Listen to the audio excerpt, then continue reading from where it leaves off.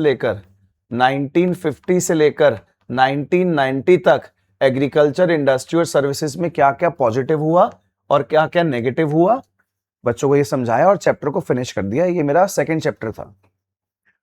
अब मैं उस सेकंड चैप्टर के आगे जा रहा हूं।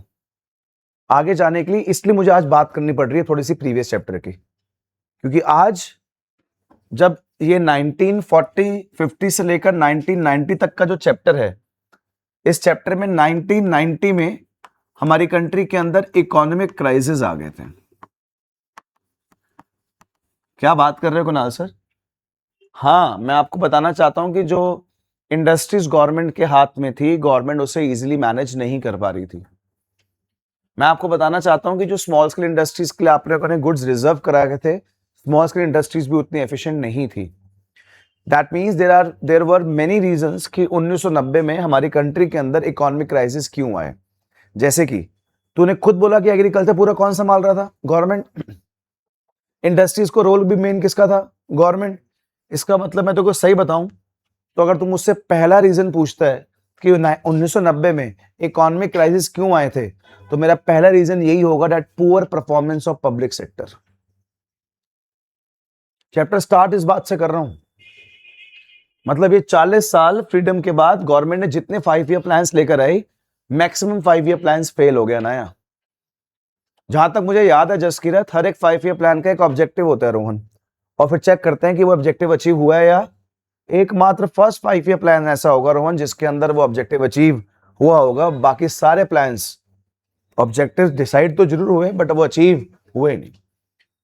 मतलब हम लोग हमेशा ब्लेम करते रहते हैं कि ब्रिटिशर्स ने हमारी इकोनॉमी को ऐसा कुछ कर दिया था 200 साल तक, बट नेक्स्ट 50 इयर्स भी ब्रिटिशर्स के जाने के बाद भी गवर्नमेंट बेटर नहीं कर पाई। हम उस सिचुएशन पे थे यार।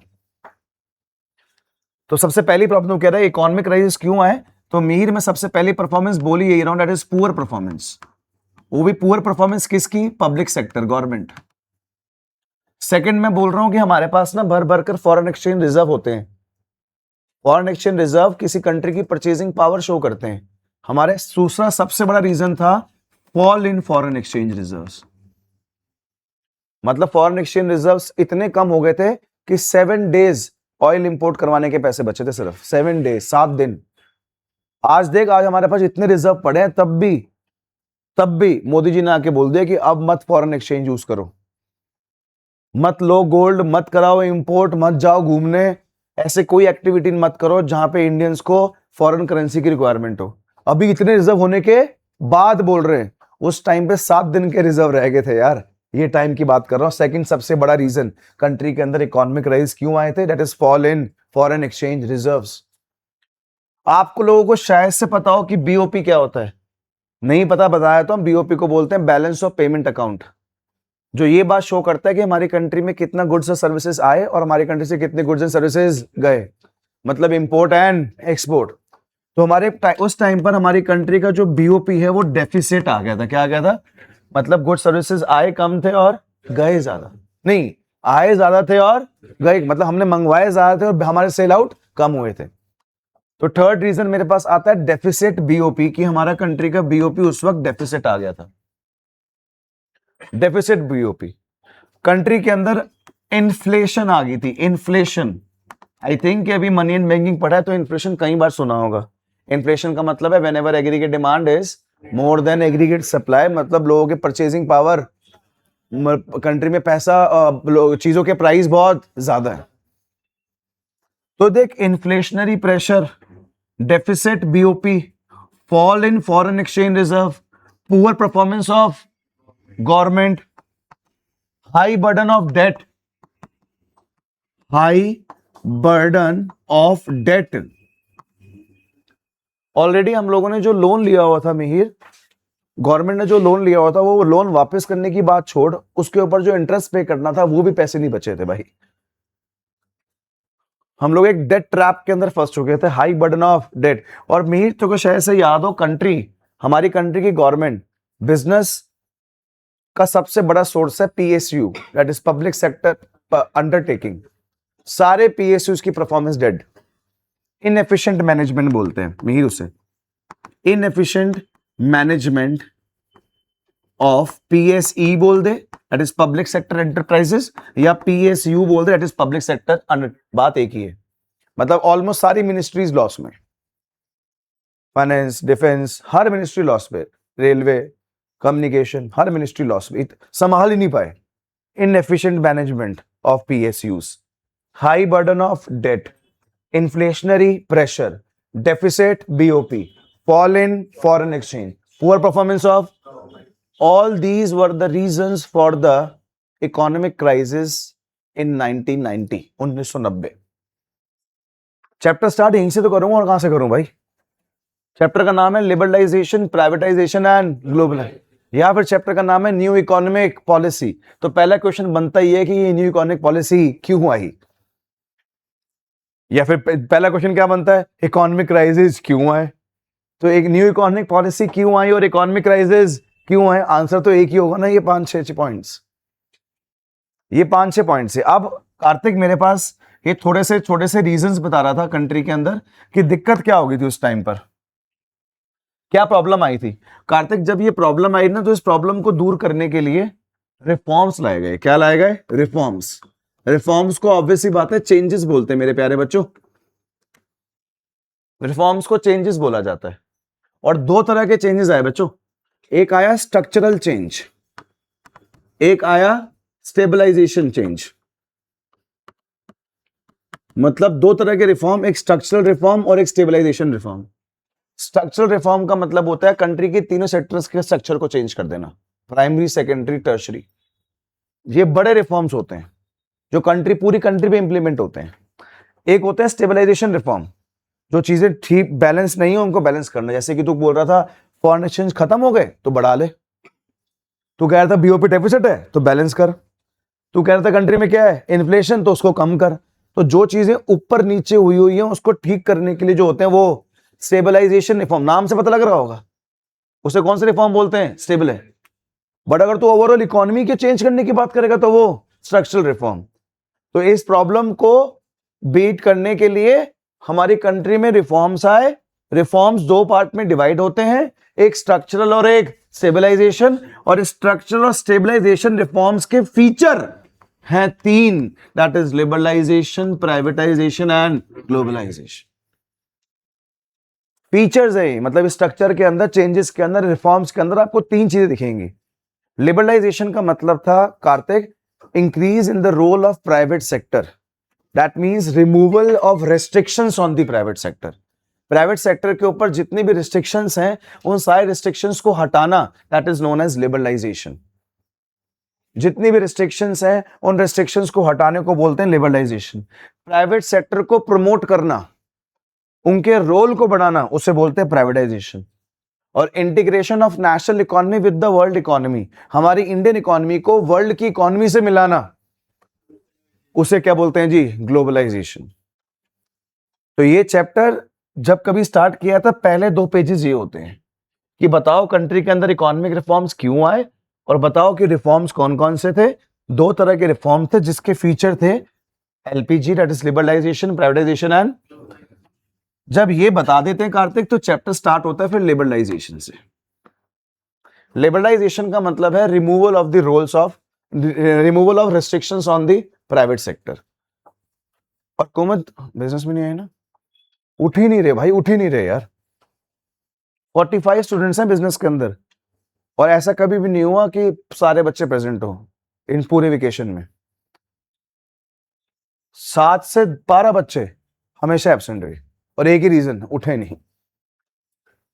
कितनी सारी चीज तुम्हारी मिस हुई है तुमको पता लगेगा। ये भी नया स्टूडेंट है भाई, रोज आया था, पागल है क्या तू भाई, रोज आया था, उठ भी जाता है, क्या है यार, है ना।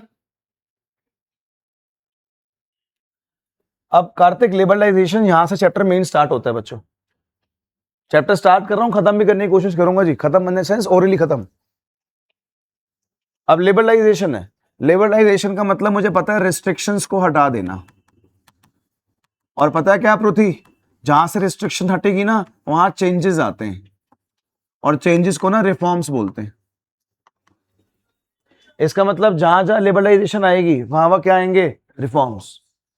और ना 5 जगह से रेस्ट्रिक्शंस हटी, मतलब 5 जगह रिफॉर्म्स आए अंडर द लिबरलाइजेशन। जैसे कि मेरे पास first reform industrial sector reform, industrial sector reform. Second reform financial sector reform. Third reform tax reform. Fourth reform trade and investment reform. And fourth reform foreign exchange reform. ये 5 जगह reforms आए भाई under the liberalisation concept. एक एक reform important है, एक एक reform, एक एक रिफॉर्म, एक एक क्वेश्चन है भाई। जैसे कि तू बोल रहा है इंडस्ट्रियल सेक्टर रिफॉर्म, तो मैं तुझे बता दूं, सेकंड चैप्टर में तूने बताया था कि प्राइवेट सेक्टर को इंडस्ट्रीज ओपन करने के लिए क्या चाहिए, लाइसेंस। हटा दी licence, no licence required for the private sector now. तू कह रहा था कि इंडस्ट्रीज कौन रन करेगा, सेकंड चैप्टर बोल, कौन रन करेगा इंडस्ट्रीज को? रन करने का मेन रोल किसके पास था? हाँ जी, reduce in the government role. Government के पास मात्र 3 इंडस्ट्री रहेगी, डिफेंस, एटॉमिक, रेलवे।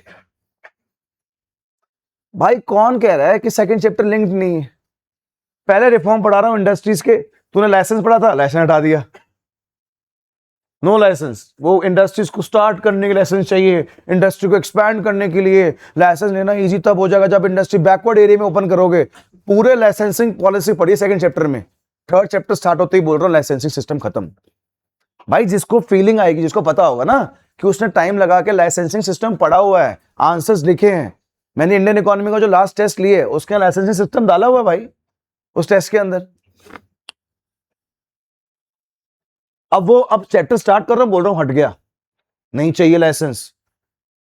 3 चीजों के लिए लाइसेंस, मतलब अब ऑब्वियस सी बात है कुछ ऐसी चीजें होती हैं जिसके लाइसेंस चाहिए। फॉर एग्जांपल मेडिसिन बना रहे हैं आप लोग, लेकर बिजनेस के अंदर इन्वॉल्व है, उसके लिए लाइसेंस चाहिए। बट मोस्टली ऐसे जनरल लाइसेंस की रिक्वायरमेंट अब खत्म होगी। गवर्नमेंट का रोल को, गवर्नमेंट का 16 इंडस्ट्री से पहले कर दिया 8 इंडस्ट्री। 8 इंडस्ट्री से गवर्नमेंट के पास मात्र 3 इंडस्ट्री रहेगी जी, बाकी सब हटा दीजिए। अब तो इंडस्ट्रीज में तुमको पता है, स्मॉल स्केल इंडस्ट्री पढ़ाई सेकंड चैप्टर में, कह रहा है स्मॉल स्केल इंडस्ट्री, कहता हाँ मुझे कुणाल सर ने बताया 1955 में आई थी, इसको कार्वे कमेटी बोलते हैं। इतने सारे क्वेश्चन करे हमने। इन्होंने तो ये क्वेश्चन भी करा है कि स्मॉल स्केल इंडस्ट्रीज को प्रोटेक्ट करने के लिए कुछ गुड्स रिजर्व करे थे जिष्णु, क्योंकि small scale industry big industry से लड़ नहीं पाती थी। तो सेकंड चैप्टर में इन्होंने स्मॉल स्केल इंडस्ट्रीज के लिए कुछ गुड्स क्या करे, रिजर्व। इंडस्ट्री सेक्टर के थर्ड रिफॉर्म पता क्या है, D reservation under the small scale industry. क्या यार मैं कैसे, या तो फिर ये रट्टा मार लो, या तो पता हो कि सेकंड चैप्टर में क्या हुआ था, जो जो हुआ था सब हटा रहा हूं। तो लिंक क्रिएट करना बड़ा इंपॉर्टेंट है। अब तू बता, फर्स्ट सेकंड थर्ड चैप्टर मुझे कंटिन्यू पढ़ाना चाहिए था, तब तुमको पूरी स्टोरी तरह हो जाती। बट अभी भी कोशिश वही कर रहा हूं कि स्टोरी तरह हो। अब ये 3 से 4 रिफॉर्म आए, एक आया MRTP एक्ट, नया इंडस्ट्रियल एक्ट आ गया, 4 ही रिफॉर्म आए। तू चाहे कोई बुक उठा के देख ले यार, इसी को बांट के अगर 5 कर दियो तो बात अलग है। आए 4 रिफॉर्म है इंडस्ट्रियल सेक्टर के अंदर। सेकंड देख फाइनेंशियल सेक्टर रिफॉर्म। फाइनेंशियल जब से पढ़ना शुरू किया तब से देख रहा हूं कि फाइनेंस का एक ही मतलब होता है, फाइनेंशियल सिस्टम का मतलब होता है whenever the savings get channelised into the investment. तो हमारी कंट्री में सेविंग इन्वेस्टमेंट में कन्वर्ट कैसे होंगी जी? हाँ, बैंक्स के थ्रू। हाँ, ये बैंक का रिफॉर्म है सर। क्या हुआ sir? Origin of private banks. पहली बार मार्केट में कौन से बैंक आए? प्राइवेट, चाहे वो कंट्री के हो चाहे वो बाहर के। एक्सपेंशन ऑफ ब्रांचेस, आप ब्रांचेस को एक्सपैंड कर सकते हो।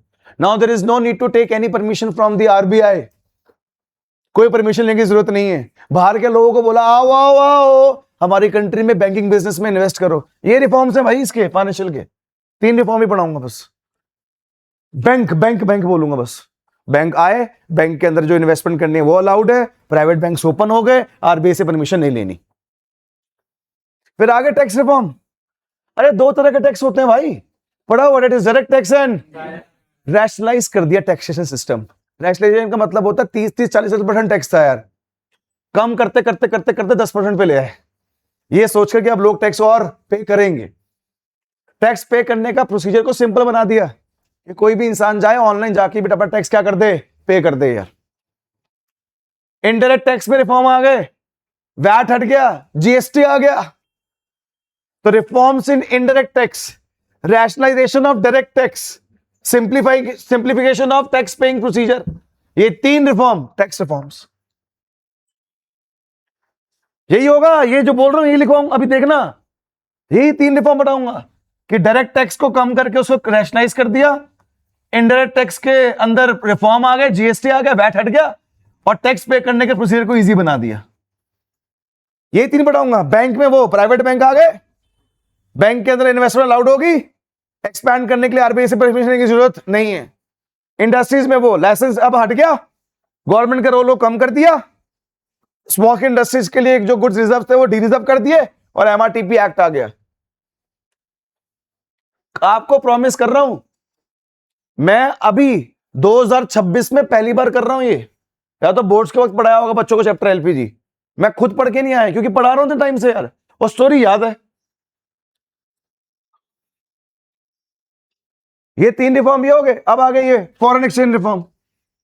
1990 से पहले हमारी कंट्री का फॉरेन एक्सचेंज रेट, तो मैं नाम बताओ तो बता दूं, foreign exchange rate is the rate at which the domestic currency sacrifice to obtain the foreign currency. मैं कितनी अपनी करेंसी सैक्रिफाइस करूं फॉरेन करेंसी को लेने के लिए, उसको फॉरेन एक्सचेंज रेट बोलते हैं। तो इस चैप्टर से पहले, मतलब 1990 से पहले $1 का प्राइस इंडियन रुपी में क्या होगा ये गवर्नमेंट डिसाइड करती थी। बट जैसे रिफॉर्म आए, रिफॉर्म आने के बाद से लेकर आज तक डॉलर का प्राइस क्या होगा वो मार्केट डिसाइड करती है with the help of demand and supply, जिसको बोलते हैं foreign exchange rate determination. Change हो गया भाई, चेंज हो गया।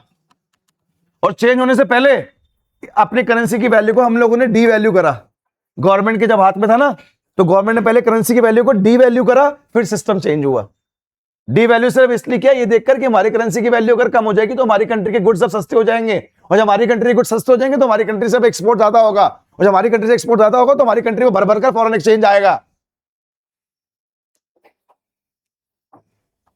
सिर्फ 2 ही रिफॉर्म है इसके अंदर, devaluation of Indian rupee and determination of foreign exchange rate with the help of demand and supply, 2 ही है बस इसके अंदर। फिर आ जाएगी तरफ trade and investment reform. Trade and investment, import export, import duty खत्म, एक्सपोर्ट ड्यूटी खत्म, नहीं EXIM policy, EXIM policy, export import policy नहीं, ये 3 रिफॉर्म बढ़ाने इसमें। लिबरलाइजेशन का मतलब होता है रिस्ट्रिक्शन हटना, और जहां से रिस्ट्रिक्शन हटेगी वहां आएंगे चेंजेस, चेंजेस को बोलते हैं रिफॉर्म। और 5 रिफॉर्म पढ़ने, सारे मिलके बोलना। First reform industrial sector reform, नालायक को बोलो। Second financial sector reform, third tax reform, fourth trade and investment reform, fifth foreign exchange reforms. ये 5 रिफॉर्म्स पढ़ाऊंगा, एक एक करके सारे रिफॉर्म्स पढ़ाऊंगा। लिबरलाइजेशन खत्म, इतना ही है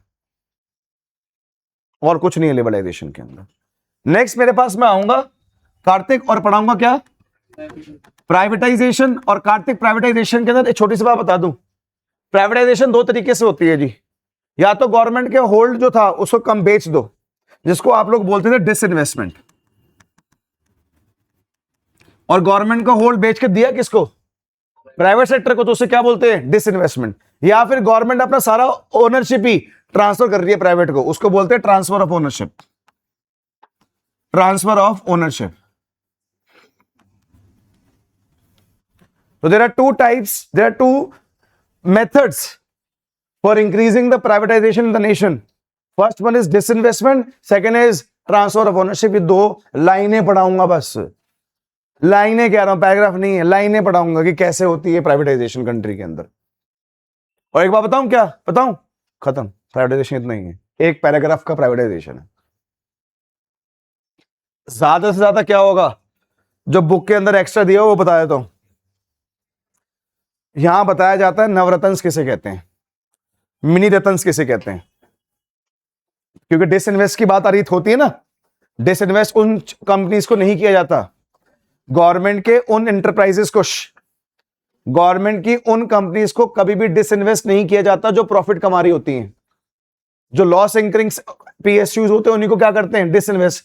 तो यहां पे ना डिसइन्वेस्टमेंट की जब बात आई ना, तो समझ आया कि कुछ ऐसे पीएसयूज थे जिसको बस डिसइन्वेस्ट करने वाले थे, बस करने ही वाले थे, बस करने ही वाले थे, बट एक चांस दे दिया उनको हमने कि देख भाई तुझे बेच देंगे प्राइवेट के हाथ, बट एक चांस दे दो।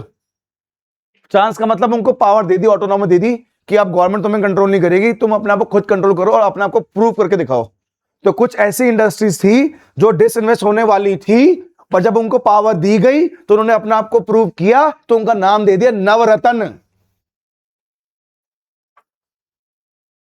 नवरत्न, 9 ऐसी इंडस्ट्रीज आई, रतन इंपॉर्टेंट, नव 9, फिर आके ऐसी बहुत सारी इंडस्ट्री आई, फिर मिनी रतन्स बनी, महारत्न्स बनी। तो तभी ये मिनी रतन्स, महारत्न, नवरत्न्स का एक पैराग्राफ आपको यहां पढ़ाया जाता है एक्स्ट्रा। बाकी भाई पूरा प्राइवेटाइजेशन सिर्फ और सिर्फ एक ही पैराग्राफ है बस, और कुछ नहीं है। सबसे 50% चैप्टर सिर्फ लिबरलाइजेशन है भाई, फिर प्राइवेटाइजेशन, और लास्ट मेरे पास आ जाता है भाई क्या, ग्लोबलाइजेशन। ग्लोबलाइजेशन के बारे में जब बात करता हूं तो बस सिर्फ एक ही चीज है, that is integration of national economy with the world economy.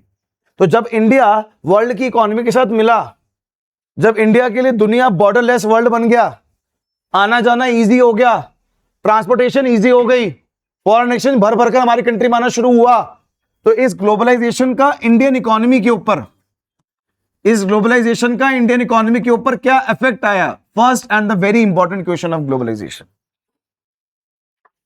अब तुझे पता है जब हम इंडिया ग्लोबलाइज वर्ल्ड का पार्ट बन गया, तो जितनी भी डेवलप्ड नेशन थे वो सारे डेवलप्ड नेशन अपने सारा काम इंडिया में करना शुरू हो गए, क्योंकि इंडिया में चीप लेबर अवेलेबिलिटी थी, प्लस इंडिया की गवर्नमेंट भी लीनियंट है रूल्स और रेगुलेशन के लिए। इसको बोलते हैं आउटसोर्सिंग। क्या बोलते हैं? आउटसोर्सिंग। तो इंडिया के अंदर भर भर कर आउटसोर्सिंग हुई और हमारी कंट्री में बीपीओ और कॉल सेंटर्स ओपन हुए भाई।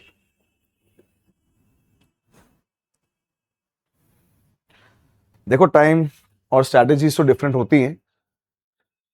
मैं आपको जो पढ़ा रहा हूं मैं उस जमाने का हूं, मेरे सामने ये चेंजेस आए थे भाई। 1990 तो बॉर्न हुआ था मैं। अब ऑब्वियसली बात है 1991 में जो न्यू इकोनॉमिक पॉलिसी पढ़ा रहा हूं, लिबरलाइजेशन, प्राइवेटाइजेशन एंड इंप्लीमेंट होने का मतलब ये तो नहीं कि शुरू हो गया होगा सब कुछ। तो जब मैं 2005, 6, 7 में था, मतलब जब मैं 7th, 8th, 9th क्लास के अंदर था, 8, 9, 10th की क्लास के अंदर था, तब जो आज तुमको पढ़ा रहा हूं मैंने अपनी आंखों से देखा है ये चीज। पहली बार हमारे टाइम पर पता लगा कि एक जगह होती है वहां पर रात को काम करने जाना है, पैसे मिलते हैं। और पहली बार हमको पता लगा काम रात को करना है। लोग जॉब करने रात को जाते हैं, घर के नीचे गाड़ी आती है, बाद में समझा कॉल सेंटर है वो बीपीओ है। पहली बार देखा, तुम्हारे लिए बहुत इजी है, तुमने तो देखा वही है स्टार्टिंग से, हमारे लिए पहली बार था। और यूथ क्रेजी, 12th के बच्चे, फर्स्ट ईयर सेकंड ईयर के बच्चे जॉब करना स्टार्ट भाई, क्योंकि जाना रात को है भाई। पहली बार ये ट्रेंड आया था मार्केट में भाई। मेरा एक फ्रेंड अक्षय मेहता, हम 12th के बाद कॉलेज सर्च कर रहे हैं, उसने 12th के बाद बीपीओ ज्वाइन कर लिया, कॉल सेंटर। हम कॉलेज फर्स्ट ईयर में भाई, उसकी सैलरी 12,000 रुपये, वो अपना घर में सपोर्ट देना शुरू हो गया। मैं ठीक है टेम्परेरी होगा, टेम्परेरी होगा। आज भी अक्षय मेहता एक बहुत अच्छे लेवल के कॉल सेंटर में है, और आज अक्षय मेहता की सैलरी मंथली 3.5 लाख रुपए हो गई यार। मैं क्या बोलूं किसी को कि एजुकेशन बड़ी इंपॉर्टेंट है, बीबीए कर ले, एमबीए कर ले, ये कर ले, वो कर ले। मतलब मैं आपको बता रहा हूं, मेरे काफी सारे बच्चों को तो ये बात पता भी है। 3,50,000 रुपीज मंथली, 5 डेज जाना है, फिक्स टाइमिंग्स है, नो एक्स्ट्रा एफर्ट, कोई कंपनी के बारे में नहीं सोचना, कोई प्रॉफिट लॉस के बारे में नहीं सोचना, कोई बिजनेस एनवायरनमेंट के बारे में नहीं सोचना, कोई एफर्ट नहीं मानने, और 3 डेज ऑफलाइन ऑनलाइन हो गया। मैं कमाता हूं इतने पैसे, इतनी कमाता हूं भाई मंथली, मैं भी इतनी कमाता हूं। बट सुनो सुनो, सारा दिन लगने के बाद, सारे एफर्ट्स मारने के बाद, तब हम हंसते थे अक्षय मेहता के ऊपर, हाँ पढ़ ले, पढ़ ले, पढ़ पढ़ कुछ कर ले। क्या कर ले? क्या? मैंने अपनी आंखों के सामने पहली बार ये गुड़गांव, ये कॉर्पोरेट हाउसेज जो वर्किंग रात को होनी, पहली बार देखे भाई हम लोगों ने। तो ग्लोबलाइजेशन का क्या इफेक्ट आया इंडियन इकोनॉमी के ऊपर? What do you mean by outsourcing? किसे कहते हैं आउटसोर्सिंग? और सुन, जब इंडिया दूसरी कंट्री से मिल रही है, आपस में क्या होगा? अब इंपोर्ट एंड एक्सपोर्ट। तो इंपोर्ट एक्सपोर्ट होने के लिए 1955 में, 1955 में, पहले 1948 में गैट आया, 1948 में आया गैट। गैट का मतलब है general agreement on trade and tariff. 24 से 28 कंट्रीज ने मिलकर गैट बनाया, और इसी गैट को फिर 1955 में कन्वर्ट कर दिया WTO में, दैट इज वर्ल्ड ट्रेड। और आज 164 कंट्रीज हैं WTO के अंदर। 28 कंट्रीज के साथ शुरू हुआ एग्रीमेंट कि आपस में ट्रेडिंग करेंगे। आज 164 कंट्री हैं WTO के अंदर, और WTO के रूल्स और रेगुलेशन बनाने में आज इंडिया का बहुत बड़ी इंपॉर्टेंस है भाई यार। क्या होता अगर ग्लोबलाइजेशन ना होता? तो कभी कोई WTO ना होता भाई। तो ये WTO, इसके फंक्शंस, इसके objectives, outsourcing, effect of globalisation on Indian economy, ये effect of globalisation on Indian economy, ये मेरे पास कार्तिक ग्लोबलाइजेशन के 3 से 4 टॉपिक हैं।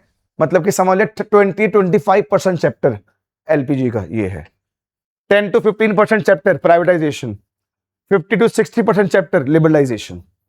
ये 3 टॉपिक हैं, लिबरलाइजेशन, प्राइवेटाइजेशन एंड ग्लोबलाइजेशन, जो मैंने आपको पढ़ाना है। जो बताया है कार्तिक सिर्फ यही है। एक आधी चीज कोई एक्स्ट्रा होगी तो भाई बता दूंगा बीच में, क्योंकि मैं भी बोर्ड्स के प्रैक्टिस कराने के बाद आज ही पढ़ रहा हूं चैप्टर। ये मैं भी आज पढ़ के भी नहीं आया मॉर्निंग में। देख बेटा,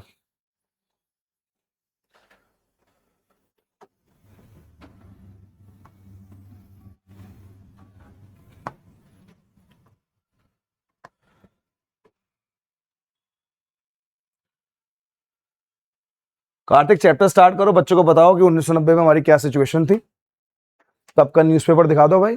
बता दो हमारा बजट कितना डेफिसिट आया था। क्या आया था? डेफिसिट आया था। लोग कितना टैक्स से दूर भाग रहे थे। And we already know that production is equals to, बोल लो, production is equals to no production. तो क्यों आए इकोनॉमिक रिफॉर्म्स? कौन लेके आया था एक रिफॉर्म्स? भाई थोड़ा तुम्हारा डॉक्टर मनमोहन सिंह। हाँ जी, कब लेकर आए? 1990। ऐसा भी क्या हो गया था? बोलो क्या हो गया था, बताओ क्या हो गया था। आवाज नहीं आ रही, क्या हो गया था? डेफिसिट इन, हाँ जी, हाँ जी, हाँ जी, हाँ जी, बता देख लो तुम्हारे सामने। ये रीजन थे कार्तिक, इससे दूर भागने के लिए। LQP हट गया, LPG आ गया। LQP लाइसेंसिंग कोटा, और नहीं परमिट परमिशन लेनी पड़ती थी ना हर चीज के लिए। लाइसेंसिंग कोटा परमिट हट गया, लिबरलाइजेशन, प्राइवेटाइजेशन एंड LQP हटा, और क्या आ गया? LPG। ये देख भाई, new economic policies. New economic policy के 2 मेजर बताए थे भाई। आज चैप्टर स्टार्ट किया, आज ही बताया 2 मेजर। एक कौन से मेजर थे और एक कौन से? ये लॉन्ग टर्म होते हैं और ये स्टेबल करने के लिए होते हैं, ये पूरी इकोनॉमी के लिए होते हैं, ठीक है। और इन दोनों मेजर्स के 3 फीचर थे। क्या? लिबरलाइजेशन, मतलब क्या हट गया और क्या आ गया? LPG मतलब लिबरलाइजेशन, प्राइवेटाइजेशन। और लिबरलाइजेशन की ये डेफिनेशन, और तेको पता है फिर लिबरलाइजेशन के अंदर क्या है? रिफॉर्म। सारे मिलके बोलेंगे, first reform, second, third, fourth, fifth. और क्या पढ़ा रहा? ये तो बता रहा था, चैप्टर का बेस ही तो तुमको बना रहा था अभी, कि तुम अभी रीड करोगे तो तुमको लगे हाँ ये तो अभी से बोल रहे हैं सर। ये देख ले, इंडस्ट्रियल सेक्टर रिफॉर्म, पहला रिफॉर्म भाई। Second reform, decrease in the role of, second chapter में बड़ा रोल दिया ना पब्लिक को इंडस्ट्री लाने के लिए, कम कर। देख ले, डी रिजर्वेशन अंडर दी, हाँ जी, नया एक्ट आ गया। कौन सा एक्ट? कौन सा एक्ट? ये आगे होगी फ्रीडम। नेक्स्ट कौन सा रिफॉर्म है? हाँ जी, कौन सा रिफॉर्म? पहला रिफॉर्म देख, पहले RBI कंट्री के फाइनेंशियल सेक्टर का रेगुलेटर था। क्या था? अब बन गया फैसिलिटेटर। क्या बन गया? हाँ जी, कौन से बैंक्स आ गए? हाँ जी, प्राइवेट बैंक्स की क्या बढ़ गई? लिमिट। क्या बढ़ गई? और इजीली आप अब क्या कर लो? Expand, and there is no need to take permission from the RBI। Next कौन सा रिफॉर्म है? देख, हाँ टैक्स रिफॉर्म है। देख पहले रिफॉर्म देख, क्या है? कौन सा टैक्स? डायरेक्ट टैक्स को क्या कर दिया? रैशनलाइज। रिफॉर्म आ गया किसके अंदर? और टैक्स पे करने के सिस्टम को थोड़ा सा क्या बना दिया? इजी। और नया टैक्स कौन सा आया? हाँ जी, नेक्स्ट कौन सा रिफॉर्म? बोल। फॉरेन एक्सचेंज में देख क्या हुआ? बोल। ये देख, इंडियन करेंसी की वैल्यू को क्या करा? और उसके बाद काम में दूसरा रिफॉर्म क्या था? Market determination. That means foreign exchange rate is determined with the help of demand and. खत्म। 2 रिफॉर्म थे। नेक्स्ट कौन सा रिफॉर्म है? बोल यार। ट्रेड एंड इन्वेस्टमेंट के अंदर हाँ जी क्या काम कर दिया? क्या हटा दी? इंपोर्ट। हाँ, क्या हटा दी? और रिलैक्सेशन दे दिया काफी चीजों में, टैक्स देने की जरूरत नहीं है, मंगवाओ। ये देख खत्म, लिबरलाइजेशन खत्म।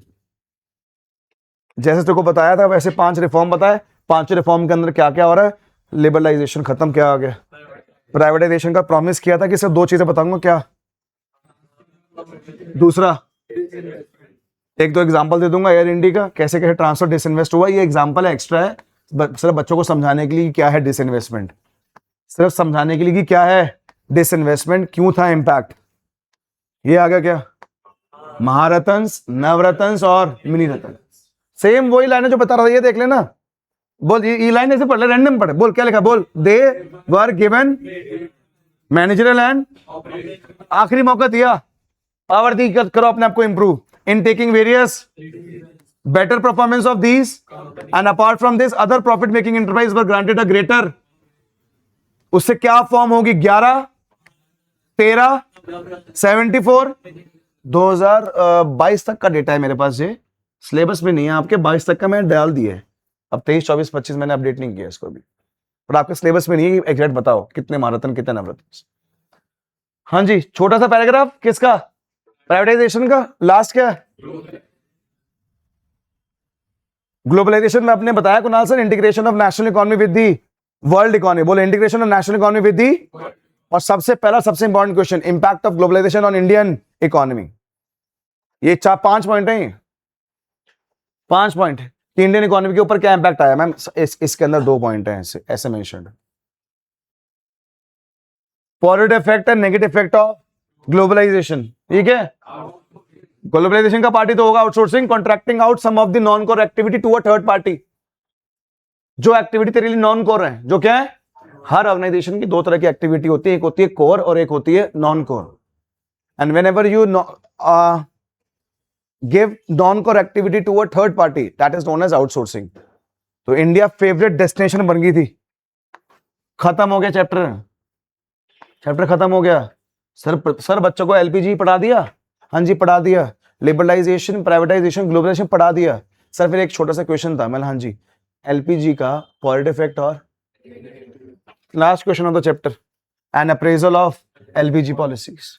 पहले उसके क्या बताया, आर्ग्यूमेंट्स इन फेवर, फेवर मतलब पॉजिटिव, फेवर मतलब पॉजिटिव, और मतलब सबसे इंपॉर्टेंट क्वेश्चन है, क्योंकि जिसको ये 2 क्वेश्चन आता है मतलब उसको पता है कि पूरे चैप्टर के अंदर क्या क्या होगा, liberalisation, privatisation and globalisation. Last year topic add हुआ, ये चैप्टर खत्म हो गया, नया टॉपिक जो ऐड हुआ वो 2 टॉपिक ऐड हुए, that is demonetisation and GST. Demonetisation के फीचर बताओ, क्यों करा गया डीमोनेटाइजेशन, इसके फीचर बता दो, और जीएसटी, एक पैराग्राफ है, एक पैराग्राफ सिर्फ, जीएसटी के टाइप्स बता दो, कितने टाइप है, ठीक है, वर्ल्ड ट्रेड और इंडिया का क्या रोल है वर्ल्ड ट्रेड ऑर्गेनाइजेशन के अंदर, उसके ऑब्जेक्टिव। 2 तरह के ट्रेड होते हैं किसी भी कंट्री के बीच में, कौन कौन से, bilateral trade and multilateral, bilateral and, खत्म चैप्टर। क्या कहते हो, बना है कुछ, बेस बना है किसका, एलपीजी का, भाई यही है एलपीजी। और हमेशा अपनी फर्स्ट क्लास के अंदर ये बात बोलता हूं, दोबारा बोल रहा हूं, मैं फर्स्ट क्लास के अंदर कुछ ऐसा करवाता हूं, चैप्टर के बारे में कुछ ऐसा बताता हूं कि कोई भी थोड़ा सा स्टूडेंट सीरियस जो है, अगर वो किसी भी बुक से जाके घर जाके एलपीजी चैप्टर खत्म कर सकता है खुद भी, कुछ नहीं है नया, इतना बेस रेडी कर देता हूं फर्स्ट क्लास के अंदर। मैंने तो रेडी करवाना है अभी, जो आपको बताया वो अभी रीड करवाना है, फिर से क्वेश्चन कराऊंगा, फिर इसके एमसीक्यू, ये काम है। बट एनी स्टूडेंट, भाई आप में से कोई भी इसका बेस रेडी होने के बाद रीड करके खत्म कर सकते टॉपिक पे। क्या नाम है चैप्टर का जी, दैट इज, हाँ जी हमारी कंट्री के अंदर क्या आई थी, इकोनॉमिक, हाँ जी क्या आए थे इकोनॉमिक, कब आए थे, 1990 में, क्या आए थे, कब आए थे, रीजंस क्या थे, क्यों आए, poor performance of public sector, second fall in foreign exchange, inflationary pressure, deficit in BOP, high burden of debt, poor performance of public, inefficient management, inefficient मनन, उड़ जा यार। इन सारी प्रॉब्लम्स को दूर करने के लिए रिफॉर्म्स आए, और दो तरह के रिफॉर्म्स है, कौन कौन से? स्ट्रक्चरल एंड इनके features, LQP by by LPG मतलब what is liberalisation, removal of, और जहां से रिस्ट्रिक्शंस वहां पे क्या आएंगी? चेंजेस। क्या आएंगे? कितने जगह चेंजेस आए? First, thank you, second financial, third tax, fourth, fifth trade and investment. क्या trade and? Next topic privatisation, दो तरीके से, ट्रांसफर ऑफ एंड, बस। और कुछ अगर डिसइन्वेस्ट करते हुए कुछ ऑर्गेनाइजेशन को हमने पावर दी तो क्या बन गए? Maharatnas, Navratnas and mini Ratna. खत्म privatisation. Last topic integration of national economy with the, and what is the best outcome of globalisation? Outsourcing. क्या? What is the definition of outsourcing? Contracting out some of the non-core, come on, contracting out some of the non-core activity to a third party, उसे क्या बोलते हैं? Outsourcing. क्या बोलते हैं? और India किस ऑर्गेनाइजेशन का पार्ट बन गया? WTO, that is world trade organisation. And last two topic जो अभी ऐड हुए हैं, डीमोनेटाइजेशन एंड GST। देख लो। अब इसमें भाई कोई लेवल मैटर नहीं करता कि आप लोग कितना पढ़ते हो, कैसे पढ़ते हो।